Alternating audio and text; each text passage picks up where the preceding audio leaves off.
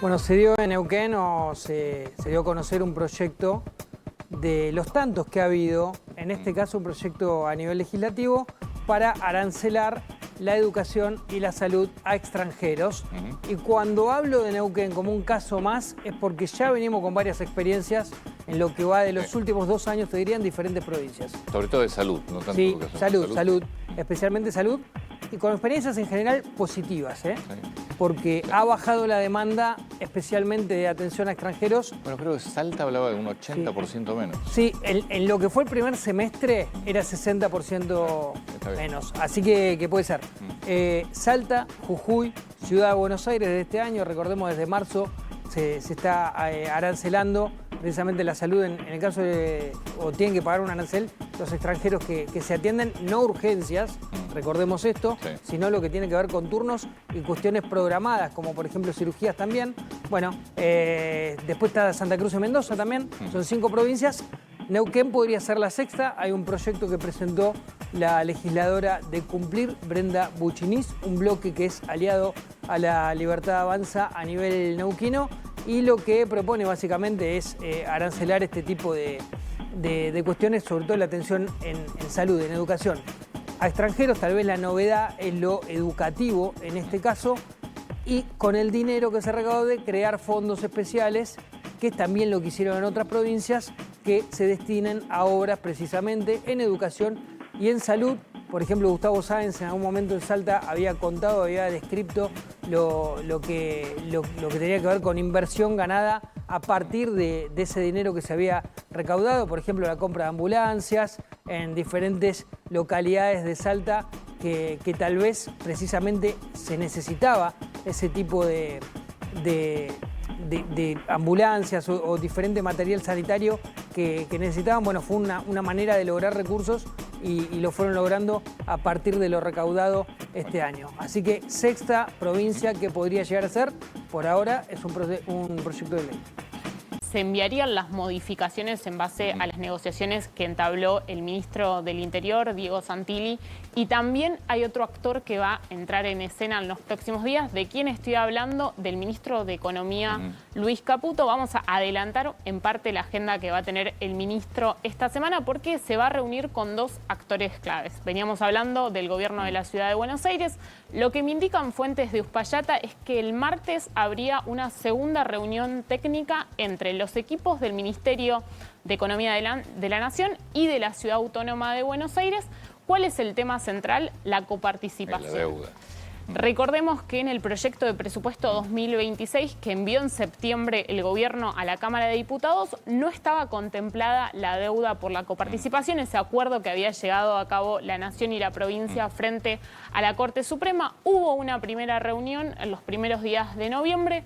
Bueno, esta semana viene la segunda y podría estar tanto el ministro de Economía Luis Caputo como Jorge Macri. Que a su vez Jorge Macri el jueves lo va a recibir Diego Santilli en la Casa Rosada. Y hay una segunda reunión que va a tener Caputo esta semana. ¿Con quién? Con el gobernador de la provincia de Santa Cruz, Vidal, con quien se vio la semana pasada. Por el tema del petróleo, de la retención. Por el tema del petróleo, esta vez el tema puntual sería el presupuesto, cambios de letra chica, aunque me dicen que el gobierno hay ciertos puntos en los cuales no va a ceder. Básicamente entiendo que la idea es, primero se juntaron Santilli y Adorni, pero después el que tiene que dar el ok a esos acuerdos que se pueden haber negociado con los gobernadores es Caputo. Es que ahí también habla del cambio de postura que está teniendo el ministro, que él mismo lo dijo que se arrepiente de tener. Caputo, en el primer año y medio de gobierno de gestión de Javier Milei, no se involucraba en la rosca política en las negociaciones. Dejaba que otros actores lo hagan y después cuando venían a pedirle a él, le daba 2 escarbadientes, como lo dijo él. Así que habla de un cambio de postura que es favorable para el gobierno, para la gobernabilidad que se intenta construir, tanto para los mercados que lo miran de afuera, así que se aplaude. De la mañana, 7 minutos. Lucrecia. Bueno, Antonio, recién hablábamos de que vienen en diciembre nuevos incrementos en el costo de vida, hablábamos del boleto de colectivo, del subte y de peaje, pero también vienen aumentos en las jubilaciones. Y acá hay que tener en cuenta 3 variables que se van a poner en juego en diciembre. Por un lado, las jubilaciones van a tener un aumento del 2,3% por la fórmula de movilidad. Ese dato responde a la inflación de octubre. Recordemos que la fórmula ajusta con 2 meses de retraso del de la inflación. Y con esto, en esa parte, la jubilación mínima va a quedar en 340.000 pesos. Pero en diciembre, último mes del año, también los jubilados van a recibir el bono de 70.000 pesos y el aguinaldo, que calculado con ese incremento del 2,3%, va a quedar cercano a los 170.000 pesos.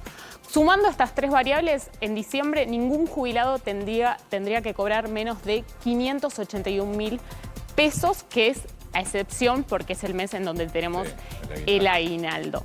Lo que tenemos que tener en cuenta es que si bien esta cifra, si se lo compara con el costo de vida que estamos teniendo en la Argentina, para muchos jubilados puede resultar mínima, esto responde a cómo está el sistema previsional, que está prácticamente quebrado con la cantidad de jubilados que recibieron sin haber realizado completamente todos los aportes y que para el Estado sigue implicando un gasto que complica el superávit del gobierno. Porque si bien esta cifra es unitaria por jubilado, cuando se mira el total, la partida de las jubilaciones es lo que más complica el superávit que intenta llegar mes a mes el gobierno.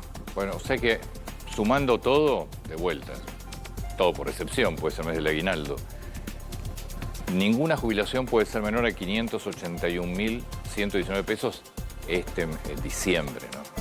Diciembre. Sí. Y también hay que acordar que este 2,3% aplica a las pensiones no contributivas, las pensiones por invalidez, así que hay que ver. La estimación que tienen las consultoras privadas es que la inflación se mantenga entre el 2% y el 1,8% hasta mediados del 2026. Así que las jubilaciones van a seguir aumentando y en la medida en que se mantenga esta fórmula de jubilaciones, ninguna jubilación pierde contra la inflación, que era lo que pasaba hasta mediados del 2024, cuando el gobierno, por decreto, recordemos, porque el gobierno no quiso, el Congreso no quiso discutir en ningún sentido ninguna nueva fórmula previsional, empezó a aplicar esta fórmula. Domiciliaria, José Alprovich tuvo una urgencia y fue intervenido por una apendicitis durante este fin de semana en el hospital italiano. La situación se dio precisamente unas 48, 72 horas después del casamiento con Marianela Mirra allí en Sen City, en el complejo de Puerto Madero, con muy poquitos testigos, una ceremonia muy privada y bueno, el fin de semana se produjo esta novedad. Se descompensa al Alperovich, lo internan de urgencia, se descarta que sea un tema de gravedad, pero se lo opera por una apendicitis, así que tuvo que ser todo muy rápido para el ex gobernador de Tucumán, que recordemos está preso por abuso sexual de su sobrina, por haberla violado. Son 16 años de prisión en total los que debe cumplir el ex mandatario tucumano, que la novedad, y había sido novedad esta semana precisamente por haberse casado, bueno, ahora es novedad por esta situación a nivel sanitario, apendicitis, seguramente se va a estar recuperando y volviendo a prisión domiciliaria en los próximos días. De lo que está pasando en diputados en cuanto al armado de las minorías de cara a la próxima conformación de la Cámara Baja, importante, van a estar asumiendo el próximo 3 de diciembre, es decir, este miércoles, en primer lugar. Y da toda la sensación de que, a menos que pase algo raro, la Libertad Avanza va a terminar teniendo la primera minoría por encima de Unión por la Patria. ¿Por qué te digo esto? Porque hoy, si vas al poroteo, están 96 a 94 para Unión por la Patria, pero probablemente algunos bloques provinciales, como por ejemplo el del catamarqueño Raúl Jalil, se vayan o se desintegren o pasen a ser un monobloque o pasen a ser parte de otro bloque con, por ejemplo, los gobernadores del norte, algo que contamos la semana pasada. Entonces ese número baje y probablemente la Libertad Avanza alguno más termine sumando. Recordemos que durante este fin de semana, especialmente desde el viernes, si bien ya se veía venir, se sumó Alejandro Bongiovanni, especialmente, que venía del PRO, Verónica Razzini, que también venía del PRO. Eran dos casos que ya estaban prácticamente cantados, te digo, sobre todo lo de Bongiovanni, hace por lo menos 2 semanas ya venía dando señales en esa línea. Yo creo que tal vez se habla de Dayana Fernández Molero como una posibilidad también de que termine pasando del PRO a Libertad Avanza y que se termine oficializando ese pase. Con un agregado, Silvia Lospenato va a ser finalmente legisladora porteña. Fue electa en ese cargo, pero va a dejar su banca como diputada nacional, así lo anunció en las próximas horas. Es una legisladora, o en realidad una diputada nacional, que claramente se había mostrado como opositora al gobierno de Javier Milei, por lo cual, desde el PRO, al irse ella, quien ingresa es Lorena Petrovich. Lorena Petrovich responde internamente a Patricia Bullrich, por lo cual es un reemplazo que termina siendo una legisladora que no era afín al mileísmo y va a entrar una diputada que sí lo es. Un poquito cómo quedó armado, cómo va a quedar armado, 96 Unión por la Patria por ahora, ¿no? Es muy tentativo esto y puede cambiar. 96 Unión por la Patria, la Libertad Avanza 94. Después tenés Provincias Unidas y los gobernadores del norte que, depende con quién hables, te dicen que pueden estar entre 16 y 20 legisladores. Esto también puede ir moviéndose. Y el PRO que va a terminar con suerte con 14, creo yo. 14 hoy tiene. La verdad que el PRO una caída es tremendo. Sí, porque eran 35 diputados en total, o siguen siendo, hasta el 10 de diciembre tenía en total 35 diputados, bien, pero ha ido cayendo, obviamente, después del acuerdo con la Libertad Avanza.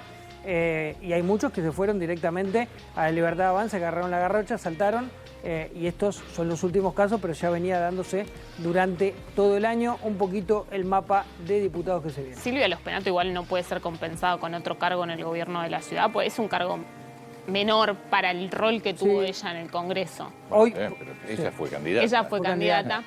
Lo que se decía es que una de las versiones era que no iba a asumir, que se iba a mantener en la banca y que después podía llegar a ser compensada como ministra. Ahora dijo que iba a asumir. Es que ya... No me extrañaría que pudiera pasar asumiendo, eso. No digo que primero está cumpliendo para el cargo que se propuso, pero además está incumpliendo a los que lo votaron por 4 años como diputado. De una u otra manera no estás cumpliendo tu mandato. Si encima te vas de la legislatura... A favor de Silvia Lospenato, lo que te puedo decir es, en su momento, está bien, ella fue parte, ¿no? Pero la metieron en un flor de lío cuando la pusieron de candidata. Sí, la mataron. La mataron. Era la peor candidata que podías tener en un momento espantoso. Políticamente la complicaron mucho porque es muy duro terminar tercera. Había que poner, alguien tenía que poner la cara para terminar tercera en una elección porteña, ¿no? Claro, si no tenías manera de terminar mejor. Recordemos que Vidal dijo que no, por ejemplo. Y hubo otros candidatos que también se negaron porque ya veían venir que muy probablemente terminaran terceros, algo que terminó sucediendo y terminó siendo Lospenato la cara de esa derrota. Por eso se decía que se le podía pagar de esa manera. Yo tampoco sé cuán interesante le resulta a Silvia Lospenato ser ministra de un gabinete porteño, en todo caso. Pero bueno, eso ya es un tema más personal. Bien.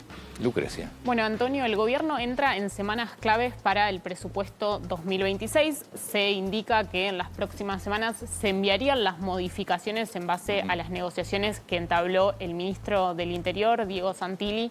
Y también hay otro actor que va a entrar en escena en los próximos días. ¿De quién estoy hablando? Del ministro de Economía, Luis Caputo. Vamos a adelantar en parte la agenda que va a tener el ministro esta semana porque se va a reunir con 2 actores claves. Veníamos hablando del gobierno de la Ciudad de Buenos Aires.